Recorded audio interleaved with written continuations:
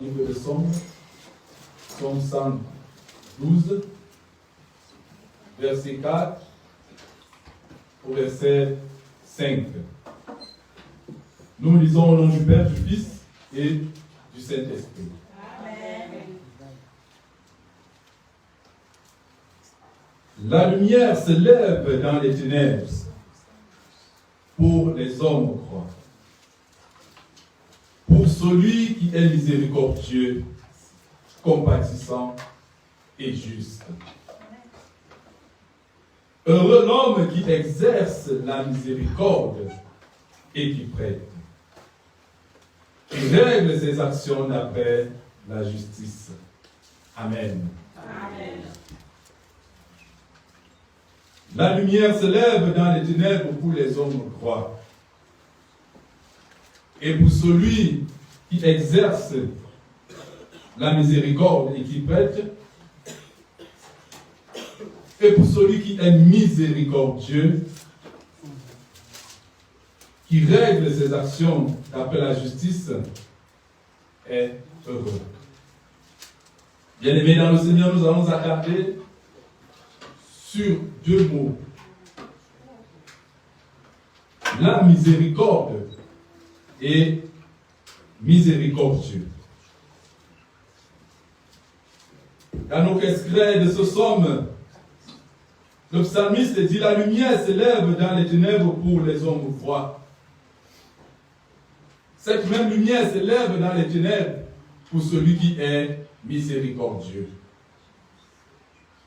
Après cette révélation de la lumière qui s'élève envers celui qui est miséricordieux, une autre bénédiction suit.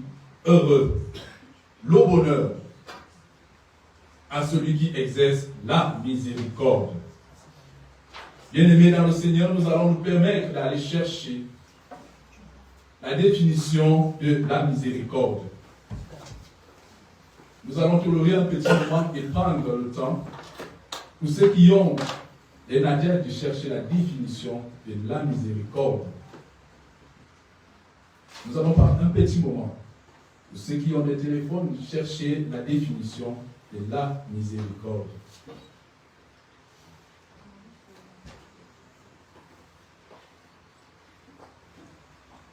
Lorsque vous aurez trouvé la définition de la miséricorde, je vous dirai celle que moi j'ai trouvée.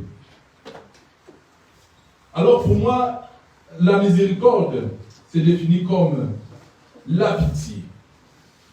La pitié qui pousse à pardonner un coupable. La pitié qui pousse à pardonner quelqu'un qui a commis un péché. Donc c'est un pardon accordé par pure bonté. Si vous avez la même définition que moi, nous comprenons donc ici que la miséricorde, c'est quelque chose qui te pousse à pardonner. C'est une force qui te pousse à pardonner. Qui pousse à pardonner même celui qui est coupable. Alléluia. Amen. Je veux véritablement que nous soyons en phase. Il est très important que nous sachions véritablement la définition de la miséricorde. Donc, la miséricorde vient ici comme un acte qui te pousse même à pardonner le coupable. Une envie forte de pardonner. Mais ici, nous devons nous attarder sur un aspect, c'est que la miséricorde, ce sentiment qui nous pousse à pardonner, si elle prend du temps, si nous prenons du temps pour pardonner, cela devient un peu difficile. C'est pourquoi l'Éternel ajoute qu'il faut être miséricordieux. Donc ici, être miséricordieux vient résoudre l'aspect du temps qu'on accorde à la miséricorde. Alléluia. Amen. Donc cela veut dire que la miséricorde en elle seule, c'est un sentiment qui te pousse à pardonner. C'est bien. Mais si ça prend du temps pour pardonner, cela devient un peu délicat. C'est pourquoi la miséricordieux vient donner maintenant un autre aspect à la miséricorde. Cette définition est très proche de la miséricorde. Dans, vous n'avez peut-être trouvé encore rapidement chercher la définition de la miséricordieux. Vous trouverez que la miséricordieux ici, c'est défini comme celui qui exerce la miséricorde. Celui qui pardonne facilement. Je veux bien qu'on s'attarde sur ce mot facilement. Bien-aimés dans le Seigneur, nous allons aller progressivement. La miséricorde, qui est un sentiment qui nous pousse à pardonner. Mais nous savons que tant que nous ne pardonnons pas un prochain, si ça prend du temps, limiter le temps que peut prendre la miséricorde en donnant de pardonner facilement. Alléluia. Amen. Si nous avons déjà véritablement compris le contexte de la miséricorde et la miséricordieux, nous pouvons donc comprendre le thème de notre prédication de ce matin. Nos chrétiens doivent apprendre à pardonner facilement. C'est-à-dire, la parole de Dieu nous appelle à être miséricordieux. Soyons miséricordieux, exerçons la miséricorde. Alléluia. Amen. La miséricordieux ici a donc un aspect divin. Nous entendons très bien Dieu, miséricordieux. Cela veut dire que dans la miséricorde, il y a une appartenance directe avec Dieu. Donc il y a l'Esprit de Dieu dans la miséricorde. Alors si je vous dis peut-être Louis Vuitton, on comprend très bien que certainement Louis ou Vuitton, c'est le créateur de cette marque. Alléluia. Si je vous dis peut-être Hugo Boss, certainement on va rapprocher que peut-être le créateur s'appelait Hugo Boss. Même si je vous prends des termes d'intelligence des personnes, si je dis I have a dream, on va faire allusion à Martin Luther King. Cela veut dire que tout ce qui est créé, tout ce qui est fait par la main de l'homme ou par la main d'un esprit, l'esprit marque son intelligence. L'esprit donne un nom à son acte. L'Éternel donne un nom à la miséricorde et met Dieu dans cet aspect. Cela veut dire que la miséricorde est véritablement un acte divin. Donc, cela veut dire que si tu n'es pas miséricordieux, tu n'as pas Dieu. Donc, celui qui ne pardonne pas doit se poser des questions. Et celui qui ne pardonne pas facilement doit encore plus se poser des questions. Dieu te dit ce matin, me dit ce matin, que je veux que tu portes ma marque en toi en exerçant la miséricorde. Ainsi tu seras digne d'être appelé enfant de Dieu. Amen.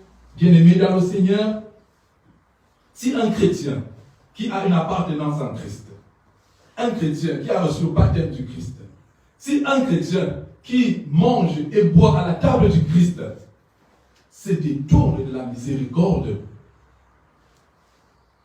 cela n'est pas logique. Cela n'est même pas possible. Parce que lorsqu'on communie avec le Christ, cela veut dire que j'accepte ta vie. Je me soumets à ta volonté. Cela veut dire que les mercures du Christ, je me permets de les accepter. Cela veut dire que là où le Christ a été injurié, Jésus ne s'est pas révélé. Mais il a été miséricordieux. Ceci donc explique le fait que la miséricorde n'est pas une définition simple comme la foi, qui est la ferme assurance des choses qu'on espère, une manifestation des choses que nous ne voyons pas. La miséricorde de ce aspect se traduit par des actes. Si tu es miséricordieux, ce n'est pas un aspect spirituel. La miséricorde se traduit par des actes. Si tu es miséricordieux, tu pardonnes facilement et tu changes d'aspect et d'attitude envers celui qui t'a offensé. C'est là l'acte divin. Cela veut dire que je ne vais pas garder la colère quand j'ai déjà pardonné. Cela veut dire que je ne vais pas m'éloigner de mon frère quand j'ai déjà pardonné. Il faut que la miséricorde m'impose l'acte divin qui est la paix. Alléluia. Amen. Il faut véritablement que nous rendions compte que le Christ était assis sur son trône. Il n'avait pas de problème. Il était dans sa plénitude. Alléluia. Amen. Le Christ vivait tranquillement au paradis. Mais c'est nous qui avons péché. C'est nous qui avons fait ce qui était mal. Mais un innocent se lève, il quitte le royaume pour venir porter le péché. C'est ça la miséricorde. Amen. Alléluia. Amen. Donc la miséricorde veut dire que tu ne dois pas t'asseoir en disant moi j'ai raison et pourquoi je vais encore aller demander pardon, ou bien pourquoi je vais me battre, pourquoi je vais encore bouger pour essayer d'arranger les choses. C'est celui qui m'a offensé qui doit faire le premier pas. Mais Jésus peut nous attendre au paradis. Nous irons même tous en enfer.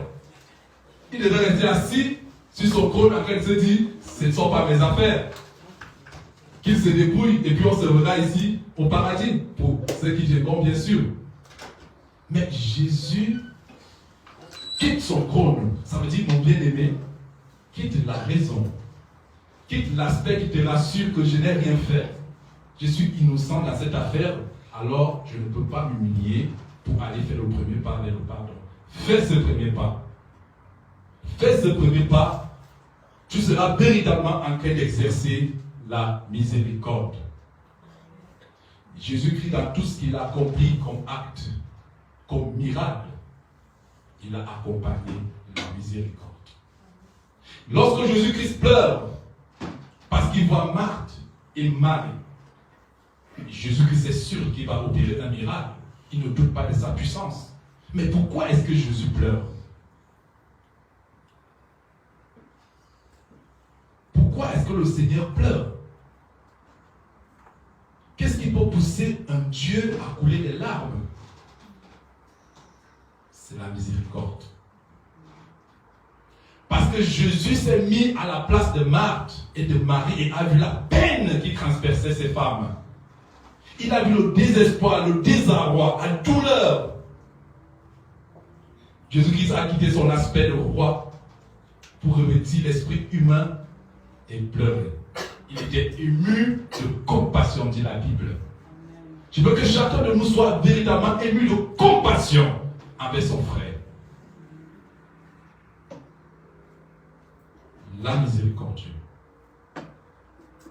Si tu ne te mets pas à la place de ton frère pour ressentir sa misère, tu ne peux pas être miséricordieux.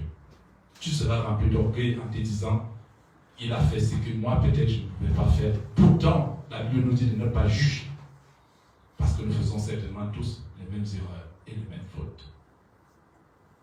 Alors, bien-aimés dans le Seigneur, nous voulons véritablement nous attarder sur la miséricorde qui peut pousser quelqu'un à aimer même son ennemi. David pleure lorsqu'on lui annonce la mort d'Absalom, son fils. Absalom, quelque temps, voulait la mort de David. Mais lorsqu'on vient annoncer à David qu'effectivement Absalom est mort, David pleure. David gémit. Vous pouvez le lire dans 2 Samuel 18, 33. La Bible nous dit que David se mit à pleurer, à crier, pourquoi Absalom, mon fils? Ne serait-ce pas moi à ta place? Voilà à peu près comment est-ce que l'Éternel nous appelle à exercer la miséricorde. Cela veut dire lorsque ton fils se révolte, ce n'est pas ton fils en réalité, donc c'est lui son aspect physique que tu dois t'attaquer. C'est certainement un esprit. Donc nous sommes appelés à combattre qui influence ton fils. David a compris que ce n'était pas son fils Absalom qui s'est levé contre lui, mais c'était un esprit de rébellion qui a saisi son fils et qui a poussé son fils à aller contre son père. Et David pleure que cet esprit a vaincu, cet esprit a pris le pouvoir sur mon fils et voilà, il est mort. David est ému de compassion. Parce qu'il voit cette âme qui s'envole, cette âme qui s'en va prisonnier, pendant qu'il n'a pas eu le temps d'exercer la miséricorde envers son fils Absalom. C'est pourquoi il faut pardonner rapidement. Alléluia. Amen. Bien-aimés dans le Seigneur, l'acte suprême de Jésus-Christ, c'était de venir mourir sur la croix pour toi et pour moi. Alors nous devons faire de cet acte de Jésus-Christ quelque chose de merveilleux, que nous saisissons, que nous partageons. Il est mort pour moi. Qu'est-ce que moi je fais pour mon prochain? Peux-je lui donner ma vie pour mon prochain? Pourrais-je aller jusqu'où le Christ est allé pour moi? Si le Christ a exercé autant de miséricorde envers moi, je suis certainement appelé d'exercer la même miséricorde envers mes frères et mes sœurs. Bien-aimés dans le Seigneur, il est très important que nous sachions, même si c'est difficile, il faut le faire parce que c'est la parole de Dieu. La Bible nous dit dans le livre de Jean 20, de 22 à 23, ceux à qui vous pardonnez les péchés, ils leur seront pardonnés. Et ceux à qui vous retiendrez, il leur sera retenu. Cela veut dire, le Christ nous a donc déjà donné de pardonner. Pour mieux comprendre cela, nous pouvons lire la parole dans le livre d'Hébreux 8 à 12. Parce que je pardonne leurs iniquités et que je ne me souviendrai plus de leurs péchés, dit Jésus. Donc le Christ nous donne donc maintenant le pouvoir, d'avoir le pouvoir de pardonner. Et il dit, je pardonne et j'oublie. Alléluia. Amen. Parce que je pardonne leurs iniquités et que je ne me souviendrai plus de leurs péchés. Alors là, si je vous dis pardonner et oublier, je suis sûr que la première condition, vous allez me dire oui, on va pardonner, mais l'aspect oublier, ce n'est pas évident de vous le dire, sinon, sorti du culte, beaucoup vont m'attendre pour me dire, mais oublier là, honnêtement, je ne suis pas d'accord. Parce que oublier, ça entre quand même dans les souvenirs. Quelle prédication va venir dire à quelqu'un d'oublier un souvenir? Sincèrement. Mais parce que Dieu exerce sa puissance en toutes choses, je vous en prie, mes bien-aimés, d'aller lire dans le livre de Luc 17, croix à 5.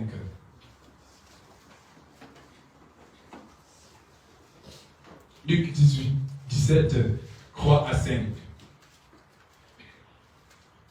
Prenez garde à vous-même. Si ton frère a péché, reprends-le. Et s'il se répand, pardonne-lui. S'il a péché contre toi 7 fois dans un jour, et que 7 fois il revient à toi disant, je me répands, tu lui pardonneras. Les apôtres dirent à Jésus, je veux que vous lisez ça ensemble. Qu'est-ce que les apôtres ont dit à Jésus?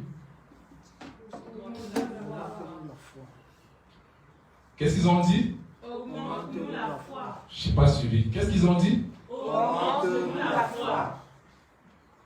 Alors nous avons la réponse à l'oubli des péchés. Pour oublier et pardonner, nous devons demander à Jésus, comme ces disciples-ci ont avoué leur faiblesse et ont dit, Jésus, oublier, il faut que tu nous augmentes la foi. Donc pour oublier, bien-aimés, aucun sermon, aucune prédication ne peut nous pousser à oublier un souvenir. Mais si l'Éternel augmente la foi, nous allons parvenir à oublier véritablement les afflictions que nous avons subies de nos prochains. Alléluia. Amen. Il faut véritablement que nous nous saisissons de cette parole. Je sais que le souvenir est véritablement... J'ai l'expérience des souvenirs avec un proche qui s'est fait implanter un cœur nouveau. Et pendant qu'on lui a mis un nouveau cœur, tous les souvenirs, l'histoire de la personne est revenue naturellement en lui. Il ressentait la vie de celui qui portait ce cœur avant. Il avait les souvenirs de la femme que le monsieur avait aimée. Il se souvenait des endroits qu'il aimait fréquenter. Donc, il est très difficile pour un homme de venir tenir et dire oublier. Parce que ces souvenirs sont véritablement ancrés dans certains organes dont on ne peut pas transformer. Mais l'Éternel dit aujourd'hui, augmente-nous la foi. Parce que ces disciples ici ont dit, comment mon frère peut pécher 7 fois en une journée?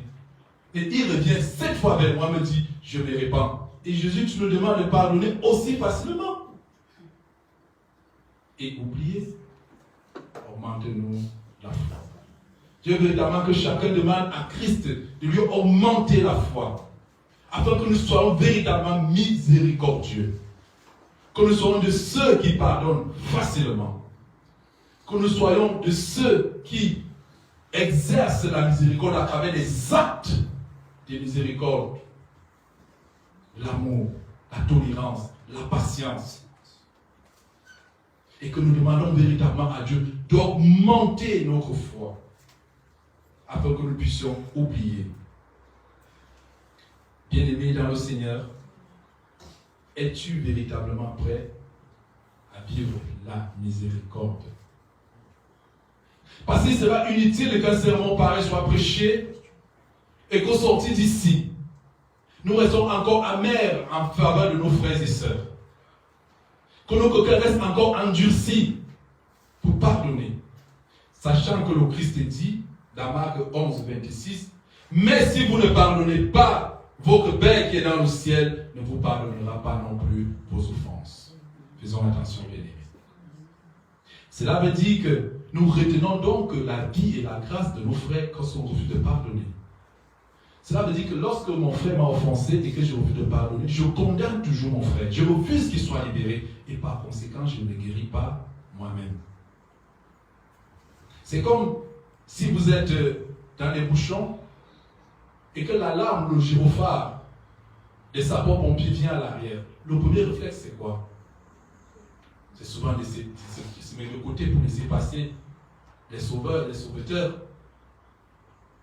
Donc, si nous nous mettons à l'encontre de la prière d'un frère qui nous a offensés, nous empêchons véritablement la grâce envers nos frères.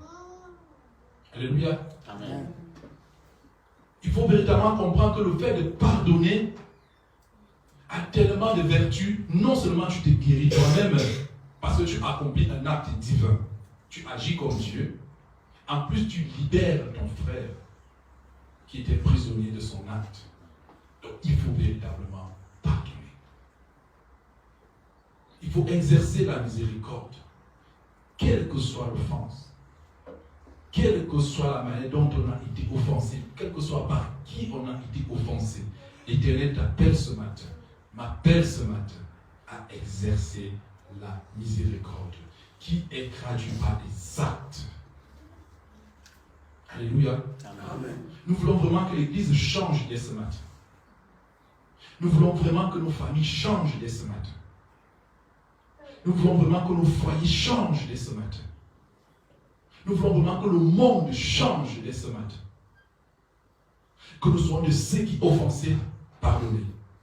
Offensés, pardonnez. Pardonnez, oubliez. Alléluia.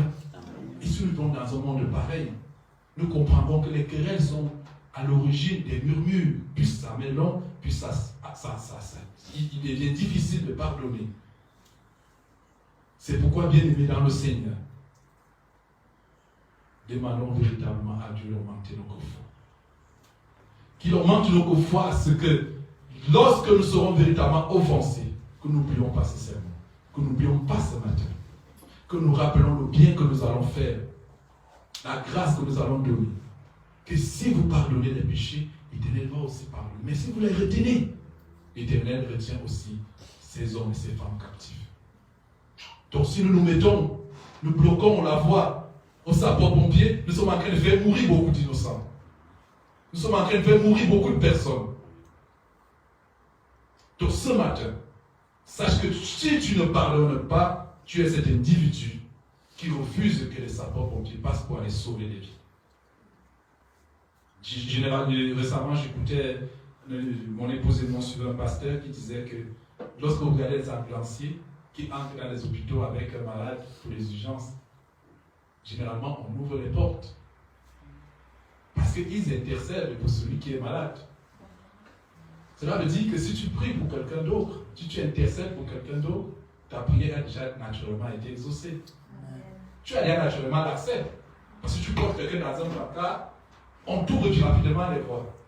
Même ceux qui sont en attente depuis se lèvent souvent pour pousser les portes, pour laisser passer le nouveau qui vient d'arriver sur un placard. Nous voyons ici la pertinence de pardonner, la pertinence d'intercéder, de se mettre à la place de celui qui a fait du mal. Parce que nous ne voulons véritablement pas que l'un de nous manque à la Nouvelle Jérusalem. Nous ne voulons pas quand même si une personne seulement parmi nous manque à ces rendez-vous, cela nous fera beaucoup de tristesse. Il est donc inutile que nous-mêmes nous soyons en train de condamner nos propres frères.